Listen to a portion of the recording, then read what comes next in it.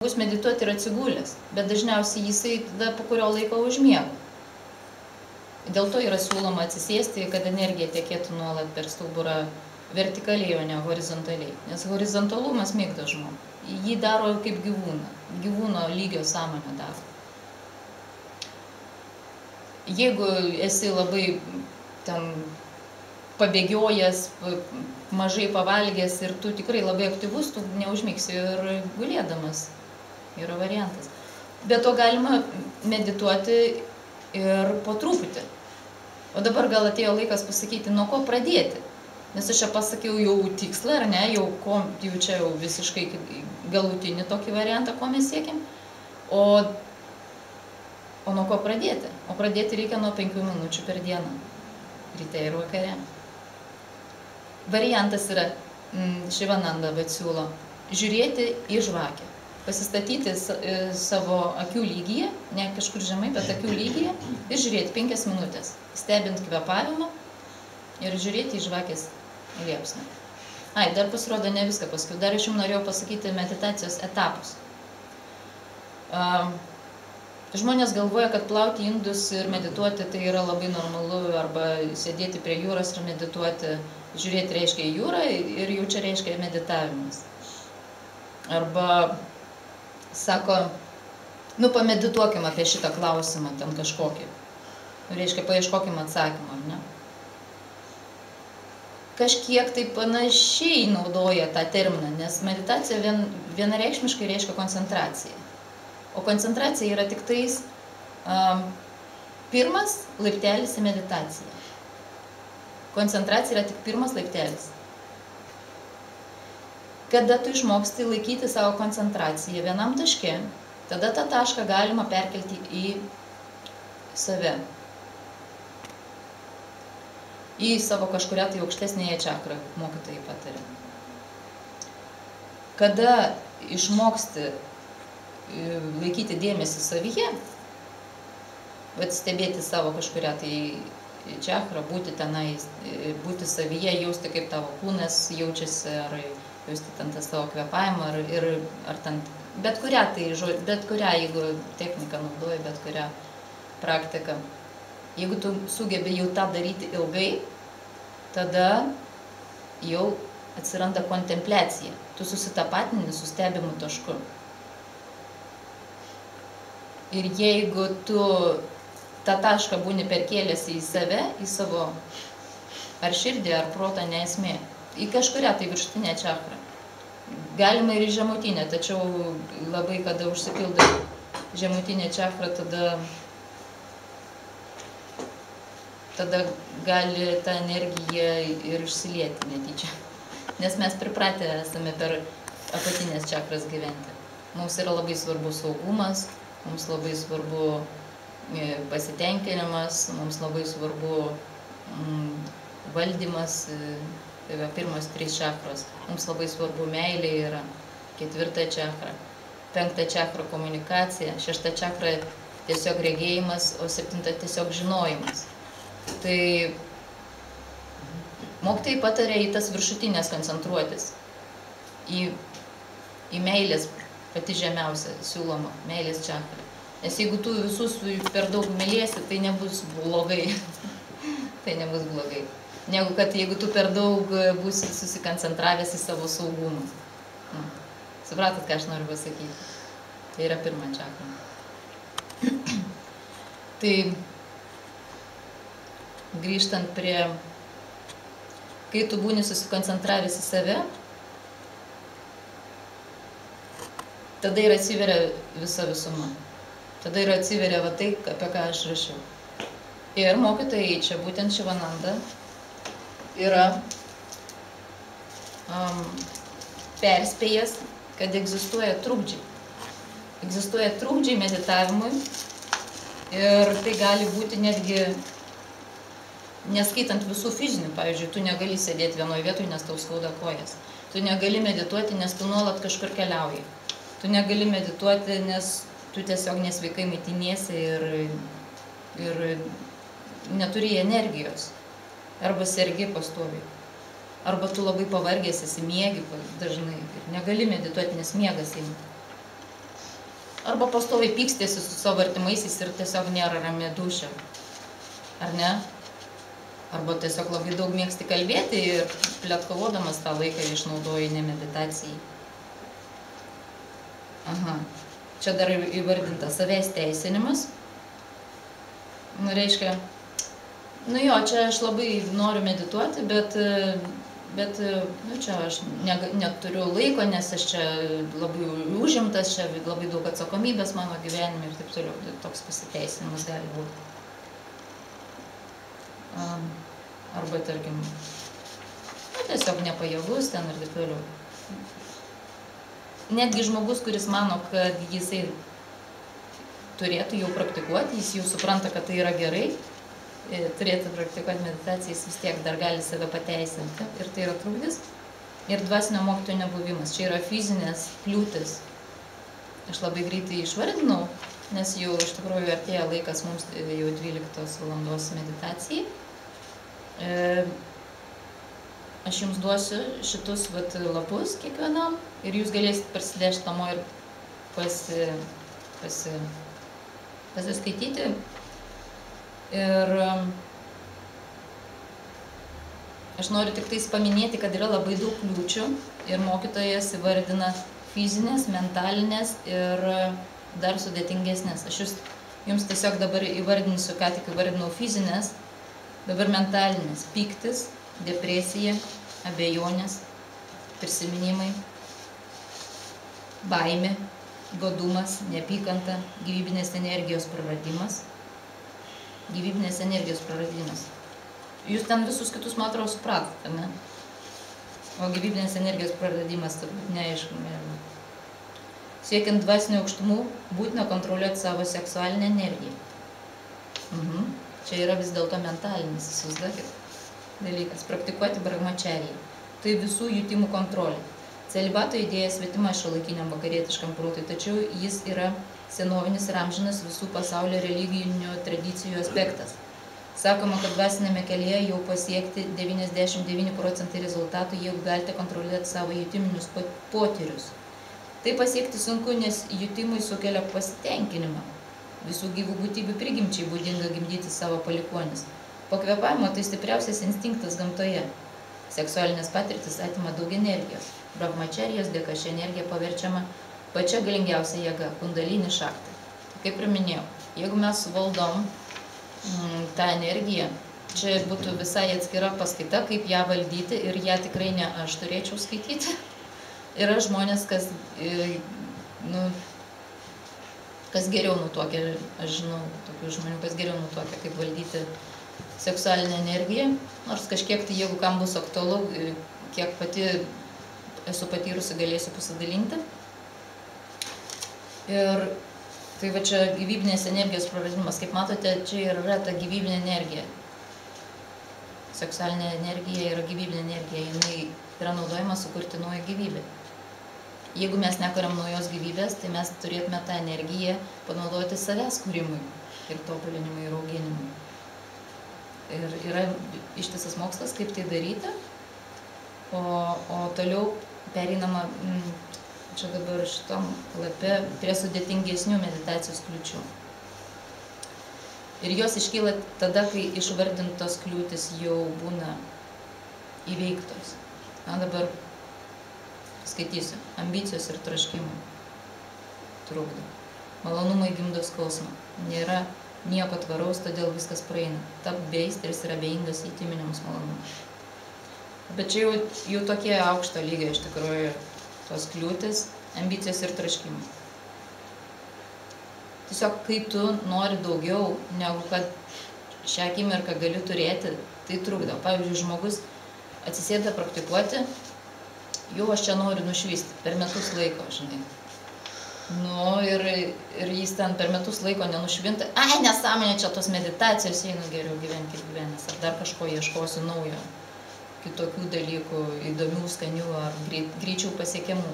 Rezultatas greit neateina. Joga telpa į tokį rusišką posakį. Medlina, nuverina. Žinote, ne? Lėtai, bet jau stabiliai, žodžiu. reikia praktikuoti nuolat, po truputį ir rezultatas ateina, bet vat, sunkiausia yra tą turėti įprotį ir tą nuolat daryti. Galbūt net ir be įpročio, galbūt sąmoningai turiu. Aš tai netgi kažkada savo buvau iškėlus idėją neturėti įpročių. Norėjau turėti įprotį, neturėti įpročių. Nu, tam, kad būčiau sąmoninga. Daryčiau ne iš įpročio, o iš to, kad aš jaučiu, kad va, taip reikia, kad taip turiu daryti. Ir tada nelieka vietos klaidai. Galbūt visada aš praktikuoju kažką, bet šiandien man jau reikia kažką kitą praktikuoti. Ir aš tą pastebiu, jeigu aš būnu čia ir dabar, o ne darau iš įpročio. Tai ką pasakiau. Toliau. Moralinė ir dvasinė puikybė. Gali mokinys labai didžiuoti savo praktiką ir dėl to išeina energija per tą puikavimąsi ir vėl tu neturi energijos tiesiog praktikuoti tada. Religinė veidmainystė. Čia sakoma, kad galima pradėti puikuotis įgavus dvasinės patirties ir kitus niekinti. Tai reiškia, aš kažkokią tai religiją praktikuoju, čia medituoju, dabar jau čia aš jau kažką pasiekiau ir kitus tada pradedu niekinti. Vėlgi tas, prašom, ta kritika ir tas, tas pasipuikavimas, kitų niekinimas vėl per tai prarandi energiją ir vėlgi nebegali pats tiesiog tos energijos skirti savo praktikai. Toliau, garbėtroška ir šlovė. Tiesiog sakoma, kad kuklumas yra labai didelė dorybė ir būdamas kuklus, nesireikšdamas, kad tu čia kažką darai, tu tiesiog turi energijos tai daryti. Elementalai. O čia prasideda prie sudėtingesnių dalykų. Čia pasakoju meditacijos kliūtis ir kad egzistuoja fizinės, mentalinės ir dar sudėtingesnės, tokios neapčiuopiamas, galbūt dvasinės, sakykime. Tai elementalai yra viena iš tokių neapčiuopiamų kliūčių, kurių niekas aplinkoje nepamatys. Jeigu žmogus puikuojasi arba yra veidmainis ar tam kitus niekina, tai tą pamato aplinka, elementalų aplinka nemato. tą mato tik tais pats medituojantysis. O kas yra elementalai? Kas nors žino? Elementalai tai yra proto sukurtos vizijos, vadinamos dvasios. Žmogus gali matyti dvasias. Gali būti jos proto sukurtos, gali būti, kad jos yra realios, bet vieni mato, kiti nemato, bet vis tiek tai vyksta protė. Visa tai vyksta protė, niekur kitur. Ir protui yra reikalas su tuo kovoti. Geriausia kova, mokytojai siūlo, šviesus mokytojai siūlo, nekreipti dėmesio. Iš vis nekreipti dėmesio. Net jeigu tie elementalai yra pozityvios asmenybės, pavyzdžiui, dievybės. Iš vis nekreipti dėmesio, nesmė. Meditacijos tikslas yra, dar neparašiau, tuštuma, kažkas tai medituoja į tuštumą, ar ne? Dievas yra tuštuma. Yra tokia praktika, kur sakoma, kad reikia medituoti tuštumą. O čia mokytojai sako, kad tuštuma yra tik tai tarpinė būsena tavo proto, kur ji gali būti netgi meditacijos kliūtis. Jeigu žmogus medituodamas patiria tuštumą, jisai galvoja, čia jau yra tas, ko negaliu įvardinti, nes mokytojai sako, Dievas tai yra tas, kurio tu negali įvardinti ir jeigu tu patirsi tą, ko tu negali įvardinti, jau reiškia yra tai, ko tu siekėjai. Ir šičia, mano, bet tas Šivananda, šitas mokytojas sako, ne, čia dar ne paskutinis laiptelis, čia yra tik tai tarpinė grandis ir nereikėtų ties tuos apsistoti. Elementalai ir vizijos, tai čia apie tą patį. Elementalai tai daugiau yra gal negatyvus tie vaizdiniai, baimė keliantis. O vizijos tai čia aukštesnių ar astralinių būtybių vizijos, taip sakoma. Toliau, siddhis, psichinės galios. Medituojant atsiranda žmogui, reiškia, kai tu kaupi energiją, bet aš pasakojau, kad kam ta lotoso poza. Tam, kad kaupėsi energija tada. O visos tos fizinės praktikos yra tik tai tam, kad mes galėtume atsisėsti lotoso pozai. Suprantat? Nebus tai amžinas procesas. Dažnai žmogus, kai pradeda praktikuoti asanas, sako, oi, bet čia taip, čia sudėtinga, čia ilgai ir čia sunku, o jeigu čia visą gyvenimą, ką man dabar visą gyvenimą tą reikės daryti, jeigu aš čia noriu kažką tai pasiekti savo gyvenime, ne. Čia yra tik tai etapai. Viskas yra etapai, nieko nėra amžino. Ir jau praktikuojant asanas atsiranda labai daug energijos. Bet jeigu tu sėdi lotoso pozui, atsiranda dar daugiau energijos. Nu, aš ten išaiškinu, gal paskui aš jums, jeigu norėsit paaiškinti, kaip ten ta energija susikaupia, bet esmė ta, kad jinai kaupiasi lotoso pozui. Ir dėl to sėdmavai lotoso pozą, nes meditacijai reikia labai daug energijos. Jau 12. Na, aš kaip tik ir baiginėjau. Ačiū. Ir kada susikaupia labai didelis kiekis energijos pas žmogų, tada žmogaus atsiranda galimybės, kurios snaudė jame, kurios buvo, bet jos nepasireiškia. Pavyzdžiui, teleportacija, telekinezė, telepatija. Telepatiją turbūt gal visų pirma reikėjo panaudoti, nes jinai yra greičiausiai pasiekiama siddhi. Telepatiją jau ir dabar mes kartais pastebime, ar ne, savo gyvenime, kada susišnekam su žmogum, kuris yra už nežinia kiek reiškia atstumo, tu apie jį pagalvoji, jis tau paskambina, ar ne? Nu, kažkas tokio. Tai ir yra telepatija. Bet iš tikrųjų čia yra tik pradžia telepatijos. Tu pagalvoji, o jis paskambina. Tikrai telepatija yra tokia. Aš pagalvojau, kad būtų gerai, kad tu atvažiuotum, arba tu ten atneštum man tą ir tą daiktą, arba kad tu ten anam ir anam pasakytum tą ir tą. Ir tas žmogus pajaučia, kad būtent tau to reikia ir tai padaro. Tai yra telepatija. Susikalbėjimas be telefono ir be Skype'o. Tai viena iš siddhi. Kitos siddhi būna ten užsišildo, atsišaldo gyvas. Gali nekvėpuoti belie kiek laiko. Gali sustabdyti širdį, gali keliauti erdvėje, gali skaityti kitų žmonių mintis, gali prikelti žmogų iš numirusių, gali pats prisikelti iš numirusių, gali gydyti, gali pereiti kiaurai materiją. Nu, žodžiu, tai yra psichinės galios žmogaus, kurias mes visi turim, tik tai mes jų nerealizuojam. Yra moksliniai tyrimai padaryti, kad žmogus realizuoja savo smegenų 5 ar 15% kažkiek. Dar mažiau, ne. Nu, ten. Esmė yra, esmė, kad mes nepanaudojam savo galimybių. Ir meditacija yra tam, kad mes atskleistume save kaip vadinamai tą lotosą, ar ne. Po biškį tie žiedeliai skleidžiasi ir mes truputį atsiskleidžiam. Ir meditacijos tikslas visiškai išsiskleisti visas savo galimybės ir ar skleisti tą aromatą, ar tiesiog supūti. Meditacijos tikslas, aš užbėgsiu už akių, nepabaigus visų šitų trukdžių. Tai yra dar keli. Meditacijos tikslas iš tikrųjų taip. Jeigu žmogus pasiekia meditacijos tikslą, po 3 dienų išeina iš savo fizinio kūno. Realiai, meditacijos tikslas yra sąmoninga mirtis. Bet kada aš pirmą kartą tą išgirdau, man tai skambėjo labai kraupiai. Aš buvau pakviesta į budistinę praktiką, kuri vadinosi sąmoningos mirties praktika. Dabar mes eisim ten visi nusižudyti.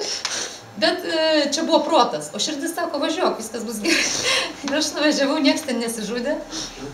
Esmė yra tokia, kad tiesiog vis tiek nieko nėra amžino, ar ne? Vis tiek mūsų fiziniai kūnai anksčiau ir vėliau sunyks.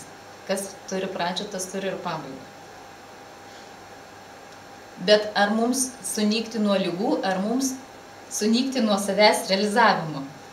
Jums rinktis, mums visiems rinktis, ar ne? Aš tik pasakoju apie kitą galimybę, negu kad mūsų tėveliai žinojo. Seneliai ir proseneliai. Sakoma, kad mūsų proseneliai žinojo tai, ką aš dabar pasakoju. Tai ir nuėjo į Indiją ir paliko tenai tas žinias ir dabar mes iš Indijos vėl jas gaunam. Nu, bet čia teorijos. Nesmė iš tikrųjų tos teorijos. Svarbiausia žinios yra, aš taip manau. Taip pabaigiu. Tai tos psichinės galios gali trukdyti žmonėms medituoti, tęsti meditaciją. Todėl, kad, Aš galiu eiti kiaurai į sieną. Aš galiu žinoti tavo mintį. Aš ten nuskrendu, girdi, ten per akimirką į kitą planetą. Tai ką man dar medituoti? Ir mėgaujasi žmogus tame, ir tai yra trukdys toliau tęsti savo meditaciją. Taigi čia yra kliūtis.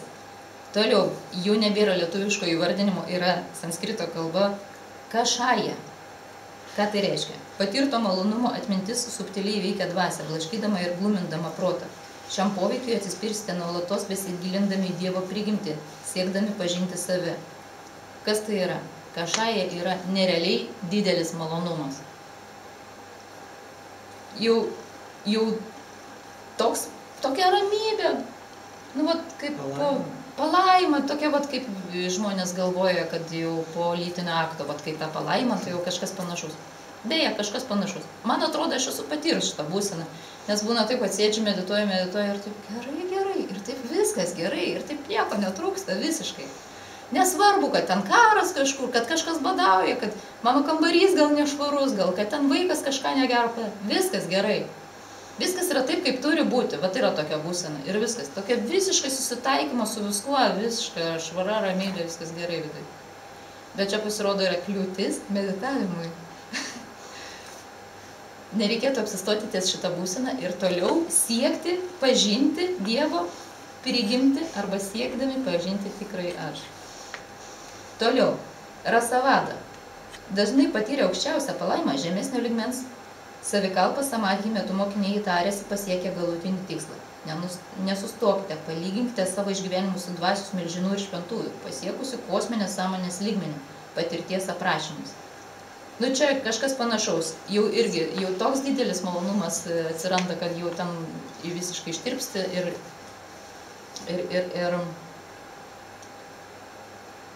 toliau irgi tu šeimi avastha. Matot, kiek yra jau 3, kurie maždaug apie tą patį šneka, kur yra kalbama apie didelį malonumą.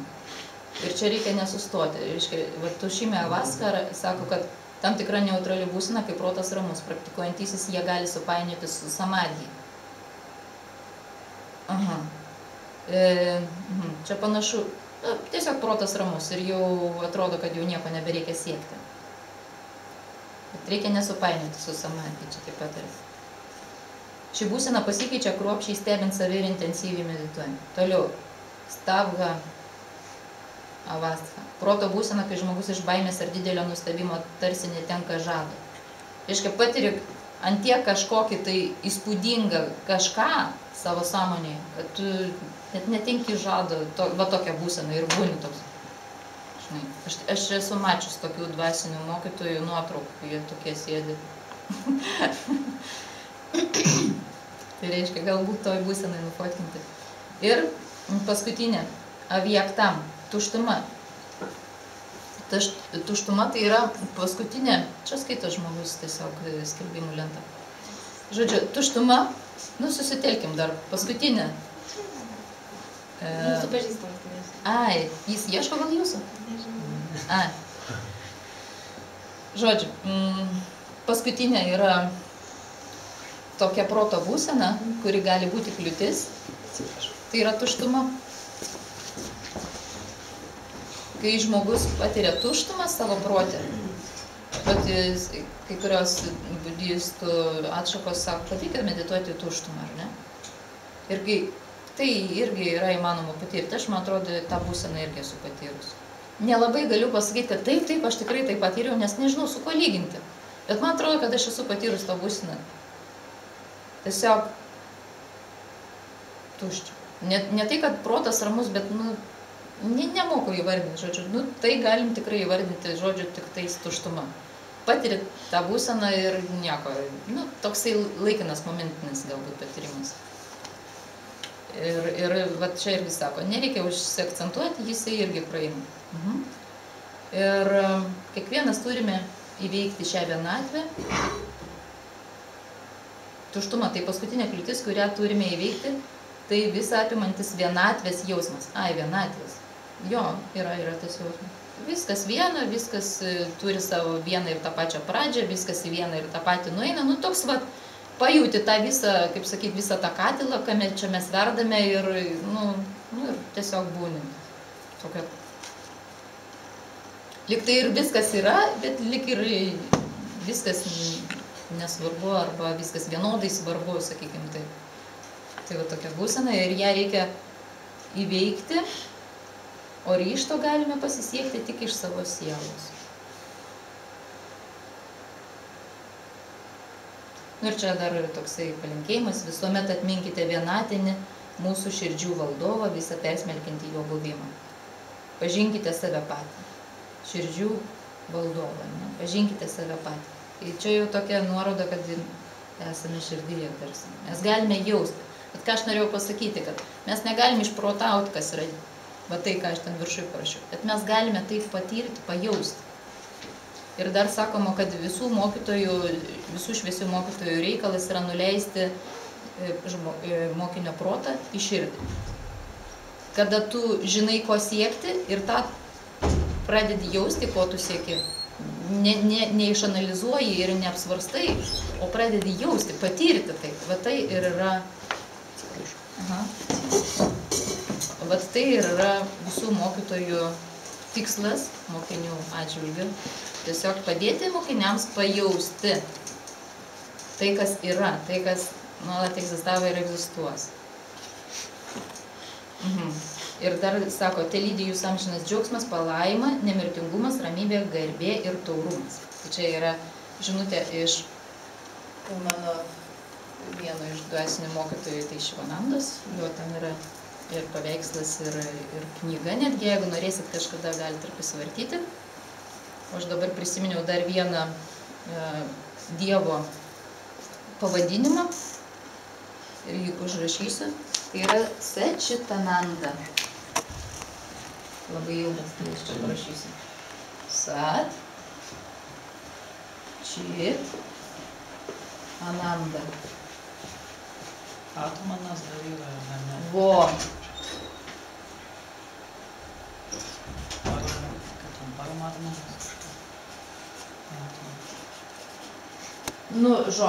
Yra daug tų pavadinimų. Mes šiandien tą ir rašėm, kad yra labai daug tų pavadinimų.